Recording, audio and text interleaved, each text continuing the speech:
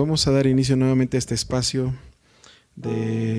tenemos devocional con el tema de En su palabra. Y bueno, pues agradecemos a Dios por la vida de cada uno de ustedes, y esperemos que esta palabra y las que estemos nosotros transmitiendo siga siendo de bendición para sus vidas. Así que vamos a entonar una alabanza que lleva por tema: temprano yo te buscaré.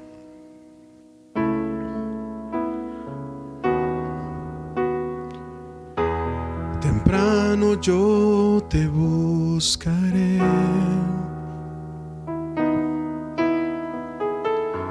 de madrugada yo me acercaré a ti.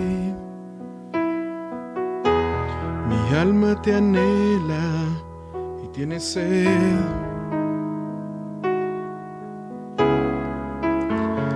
Para ver tu gloria y tu poder. Vamos al coro. Mi socorro has sido tú. En la sombra de tus alas yo me gozaré. Mi alma está pegada a ti, porque tu diestra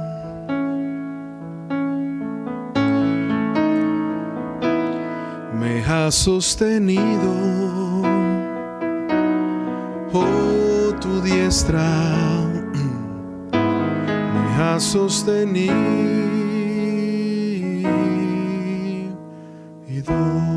Bendito Dios y Padre, te damos muchas gracias por la oportunidad que nos permites de venir ante ti, ante tu presencia, con este regocijo que has puesto en nuestro corazón, pero también, Señor, con la dedicación para considerar que nuestra vida sin ti no es nada y que necesitamos depender de ti, Señor. Así que te suplicamos que esta palabra que hoy se va a hablar sea para edificación en los corazones de tus hijos, de los cuales estarán escuchando este mensaje. También, Señor, deseamos que la paz de Dios sea en cada uno de ellos y en cada uno de nosotros, como lo has prometido. En el nombre de Jesús, gracias. Amén. Bien. Vamos a considerar la palabra de Dios en la carta del apóstol Pablo a los Romanos, capítulo 12, versículo 12. Y a la letra dice: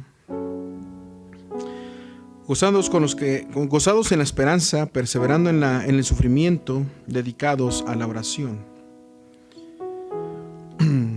El apóstol Pablo en este capítulo nos está manifestando la evidencia que tiene el creyente por haber recibido el evangelio, y es una evidencia natural.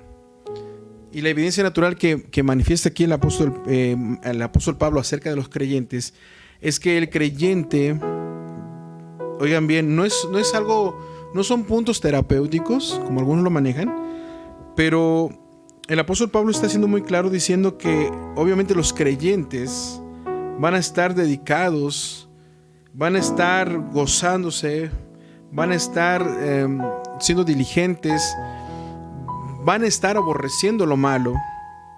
Pero el apóstol Pablo está dando ciertas instrucciones acerca de los creyentes. ¿Por qué? Por la posible problemática que hay en todas las iglesias, de los que dicen ser que son creyentes, pero en sus evidencias al manifestar el evangelio no hay una ética del evangelio, no hay una demostración de haber recibido el evangelio.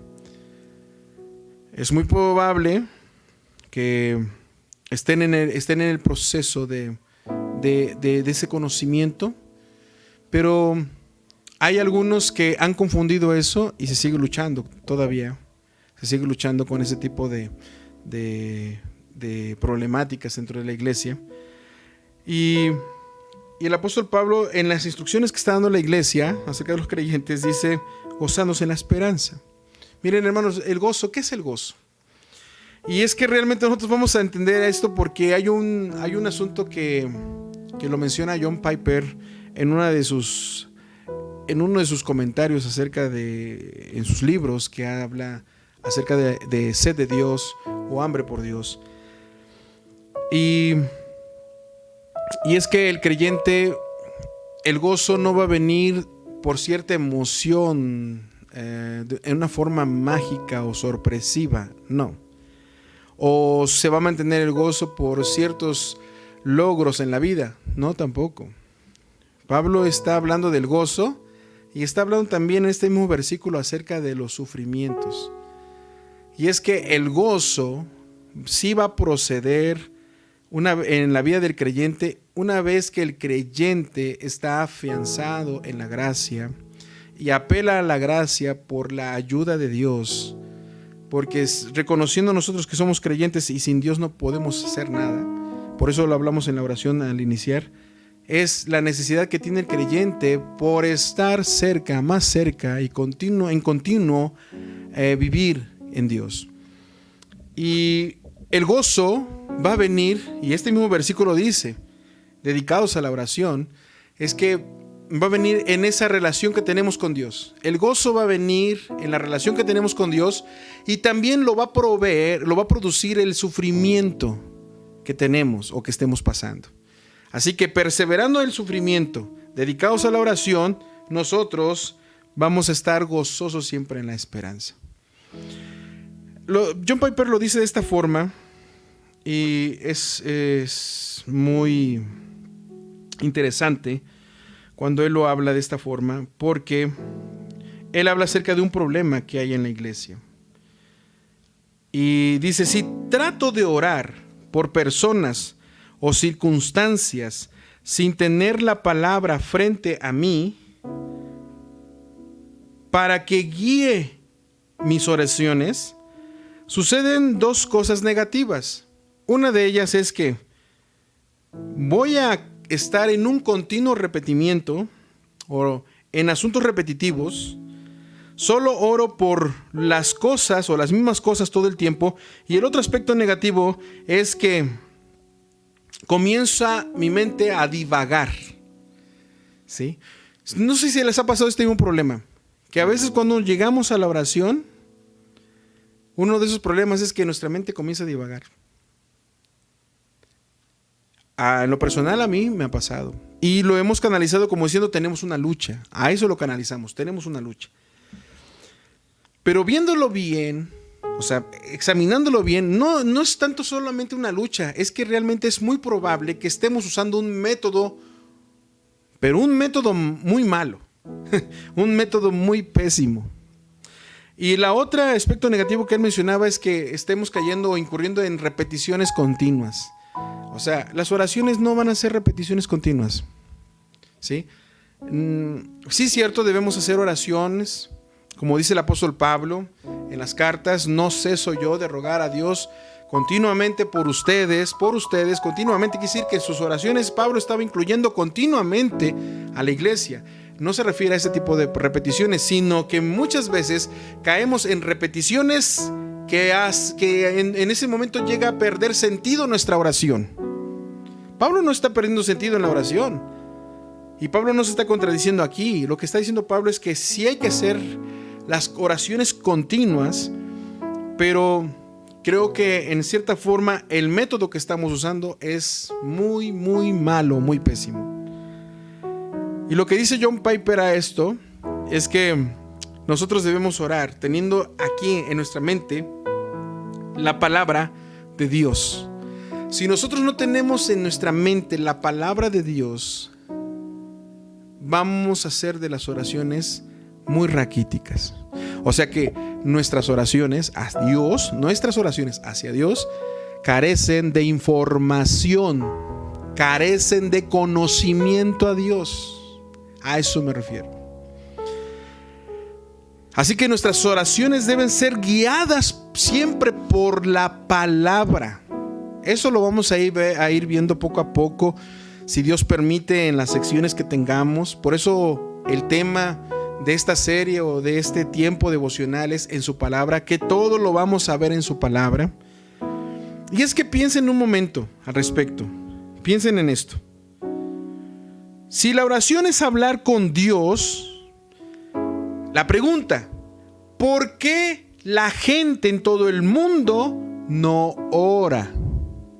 O más bien, toda la gente en el mundo no ora. ¿Por qué no ora?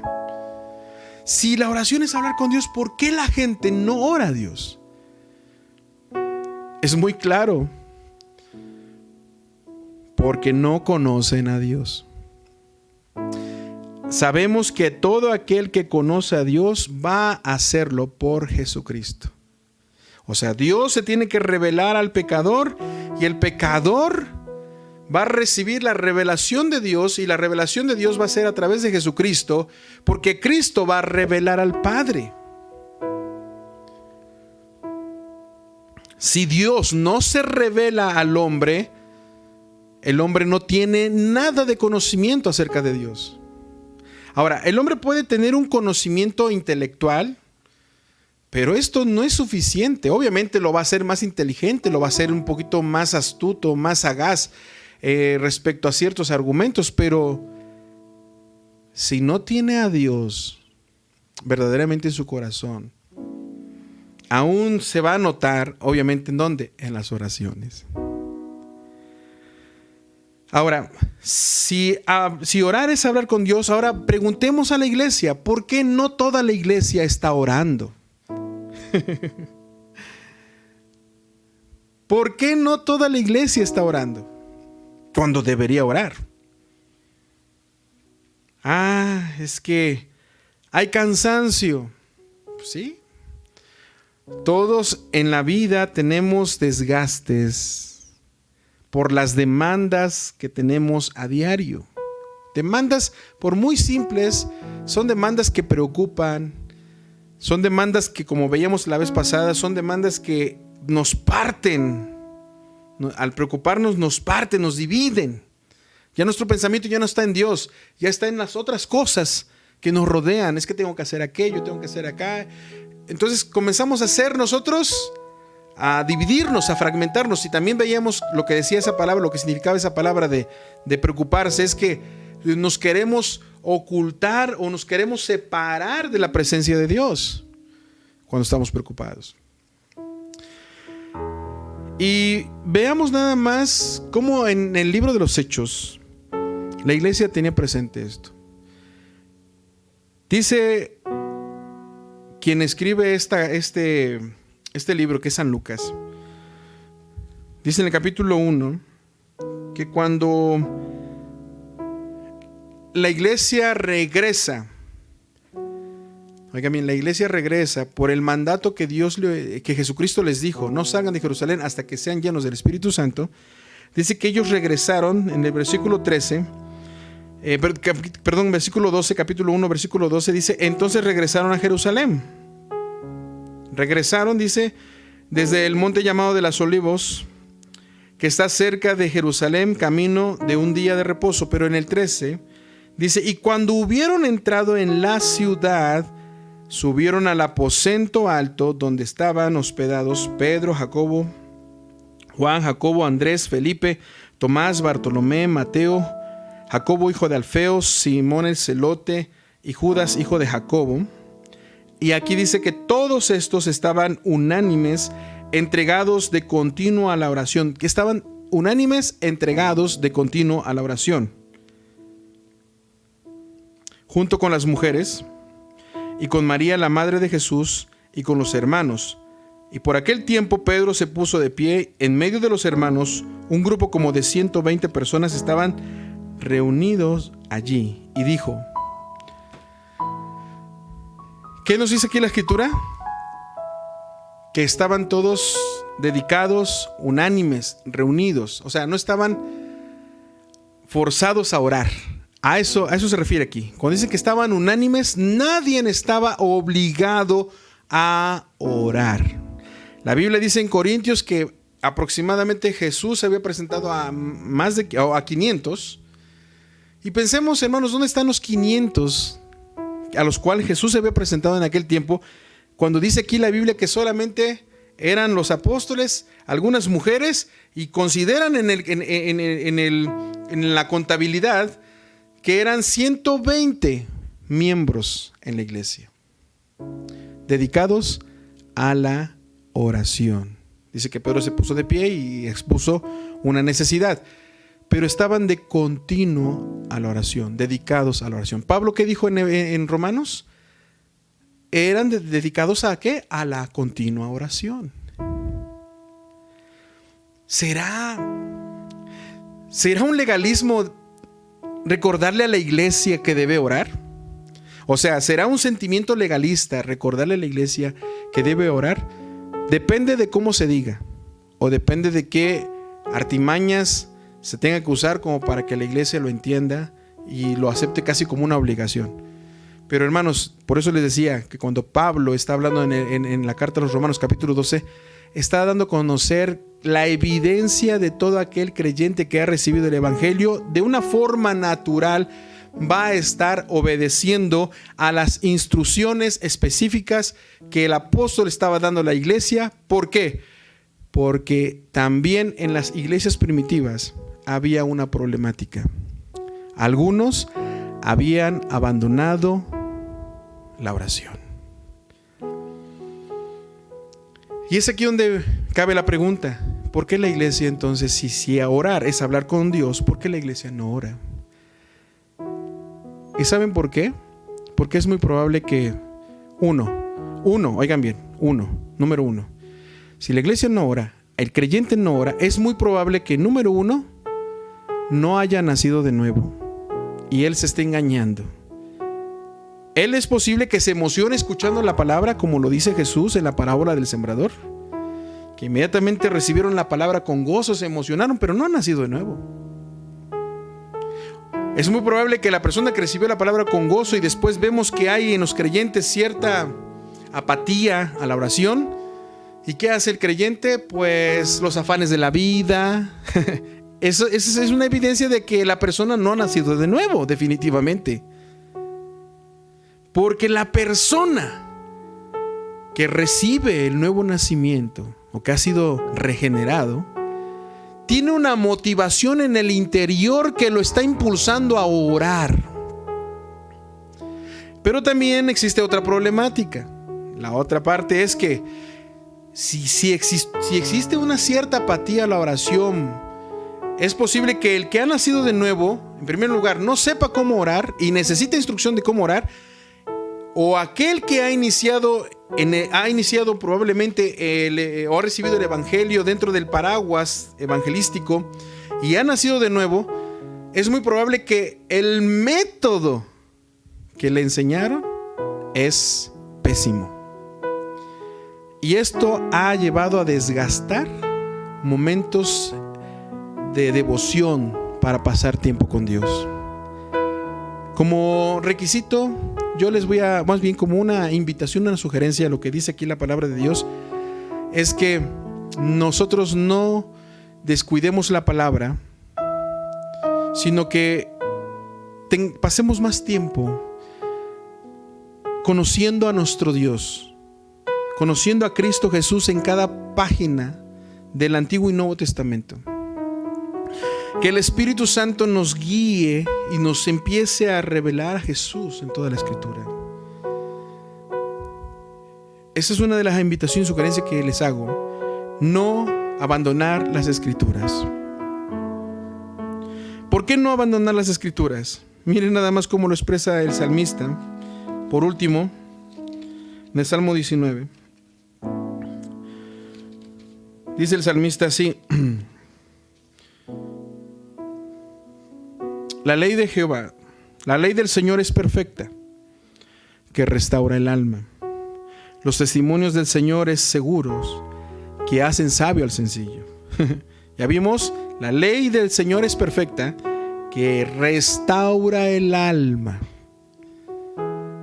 Cuando nosotros meditamos en la palabra, somos restaurados. Cuando llega la palabra del Señor a nuestro corazón, somos restaurados. El mismo testimonio que manifiesta la palabra acerca del Señor, para nosotros es seguro que nos hace sabios. El libro de Proverbios dice que nosotros debemos debemos anhelar y debemos de guardar la palabra en nuestro corazón. En el versículo 8 del capítulo 19 dice: los preceptos del Señor son rectos, que alegran al corazón. Es más, ¿qué indica esto? Que todas las instrucciones que aún parecen severas para algunos, para los que han recibido a Cristo en el corazón, han nacido de nuevo, no son pesados los mandamientos, sino que son causa de devoción para obedecerlos. Es la gran diferencia de aquel que se puede estar engañando, que se cree cristiano, y el que no es cristiano. Definitivamente se cree que es cristiano, pero no es cristiano. Y del que es cristiano, pero muy probable tenga detalles en la teología que ha escuchado. Dice entonces que los mandamientos del Señor son puros, que alumbran los ojos. Los mandamientos del Señor van a ser siempre puros. Y esto nos va a ayudar a ver con claridad todas las cosas que nos rodean. ¿Por qué? Porque estaremos nosotros adquiriendo la mente de Cristo. El temor del Señor es limpio, que permanece para siempre.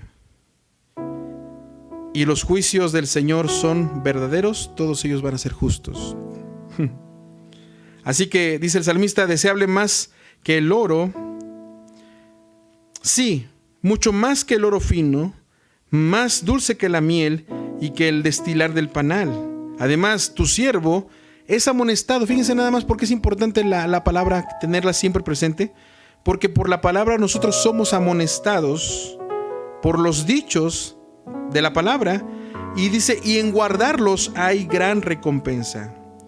¿Quién puede discernir sus propios errores? Hermano, usted y yo no podemos discernir. Podemos presentarnos al Señor y muchas veces haciendo oraciones que no lleven muchas veces confesión, no son oraciones confesionales. Entonces es muy probable que al orar no estemos confesando nuestro pecado, o creamos nosotros que hicimos cierto pecado, hasta ahí nada más. Pero cuando nos vemos en la palabra de Dios y la palabra de Dios nos expone realmente lo que es, se va a llevar una gran sorpresa.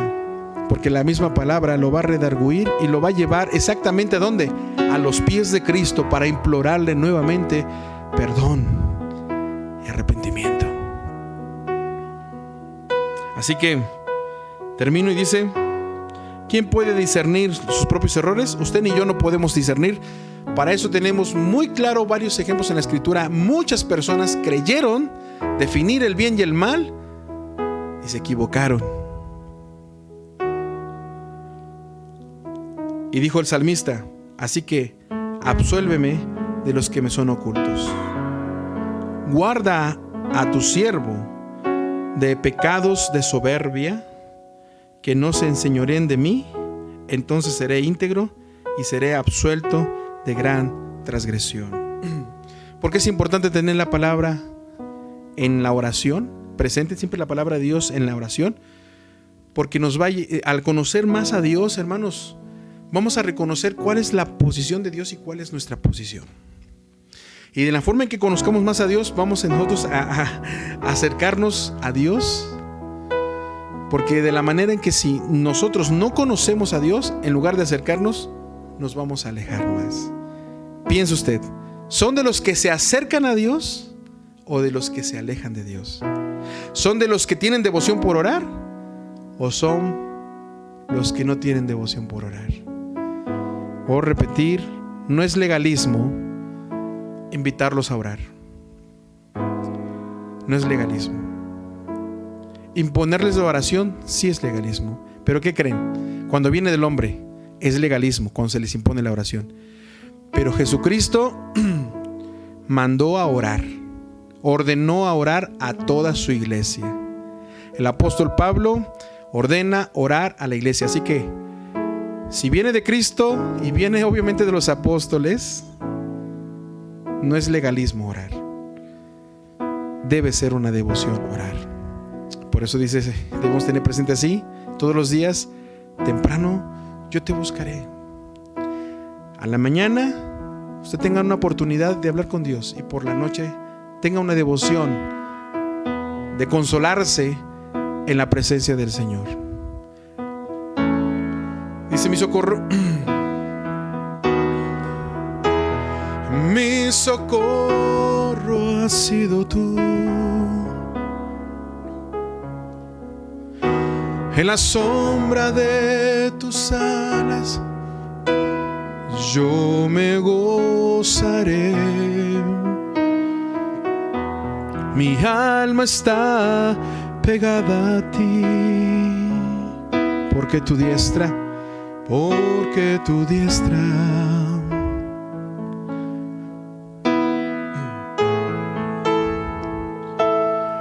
me ha sostenido. Tu diestra me ha sostenido.